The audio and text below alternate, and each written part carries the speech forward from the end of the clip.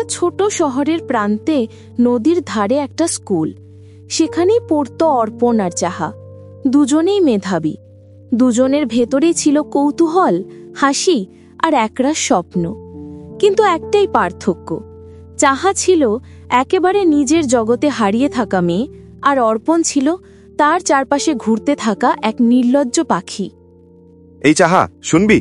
কালকের গণিতের ক্লাসে তোর পাশ থেকে বসলে রাগ করবি না তো? না, রাগ করব কেন? তবে স্যার যেন না দেখে।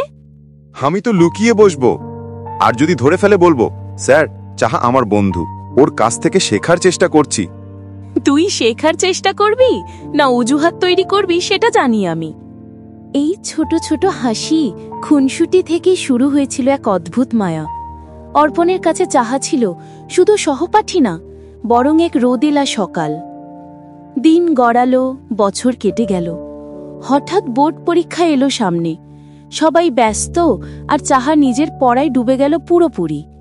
অর্পণও চেষ্টা করছিল, কিন্তু মন বসছিল না। তুই কেমন করে এত ঠান্ডা থাকিস রে? আমি তো কিছুই বুঝতে পারি না এখন। তোর চিন্তা ছাড়া মাথায় আর কিছু আসে না। অর্পণ, বোর্ড পরীক্ষা আসছে, এখন এসব ভাবলে চলবে? চলবে না জানি, কিন্তু মনকে বোঝাবো কিভাবে বল? তুই পড়াশোনায় মন দে, আমি তো থাকবই। একদিন তুই দেখবি তোর এই পরিশ্রমী তোকে অনেক বড় জায়গায় নিয়ে যাবে। তোর এই কথাগুলোই আমার ভরসা রে চাহা। সময় কেটে গেল, বোর্ড পরীক্ষায় দুজনেই ভালো ফল করল। চাহা গেল শহরের নামী কলেজে, অর্পণও ভর্তি হলো অন্য কলেজে। কিন্তু দুজনের মধ্যে যোগাযোগ রইল না তেমন। দিনের পর দিন, মাসের পর মাস পেরিয়ে গেল। চাহা, তুই কেমন আছিস রে? আমি এখনো প্রতিদিন তোর লেখা পুরনো নোট খুলে দেখি। তুই বলেছিলি যদি একদিন হারিয়ে যাস, তোর স্বপ্ন যেন না মরে। আমি এখনো সেই স্বপ্ন আঁকড়ে আছি, শুধু তোর মুখটা মনে রেখে। বছর 3 পর অর্পণ চাকরি পেল শহরের এক নামী কোম্পানিতে। আর চাহা তখন পড়াশোনা শেষ করে শিক্ষকতা শুরু করেছে। একদিন হঠাৎ অর্পণ দেখল, চাহা, এ তো তুই! এত বছর পর তোর ছবি দেখছি, এখনো তুই সেই আগের মতোই হাসিস। হাই চাহা, মনে আছে আমাকে? অর্পণ, অবশ্যই মনে আছে। তুই কোথায় হারিয়ে গেছিলি? দুজনের আবার কথা শুরু হলো। প্রথমে সাধারণ আলাপ, তারপর ধীরে ধীরে আবার পুরনো বন্ধুত্ব ফিরে এলো। তুই এখন কেমন আছিস? শুনলাম ভালো কোম্পানিতে চাকরি করছিস। হ্যাঁ, কাজটা ভালোই লাগে, কিন্তু একটা জিনিস এখনো পাইনি। কি সেটা? তুই। অর্পণ, এসব কথা বলিস না। সময় অনেক বদলে গেছে। সময় বদলেছে, কিন্তু আমি না। আমি এখনো তোকে ভালোবাসি, ঠিক আগের মতোই।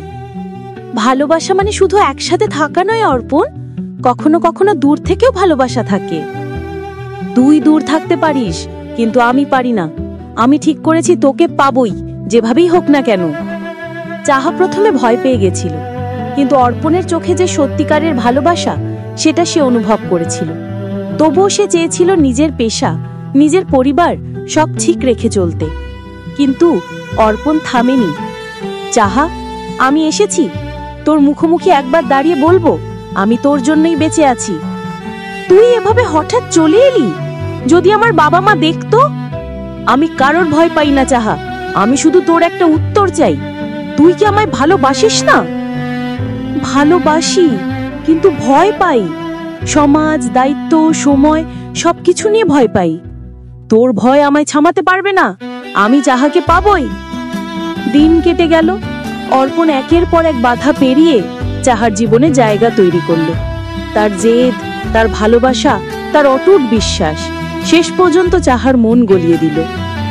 তুই হেরে গেলি না কখনো অর্পণ, কারণ আমার জয়ের মানে তুই চাহা।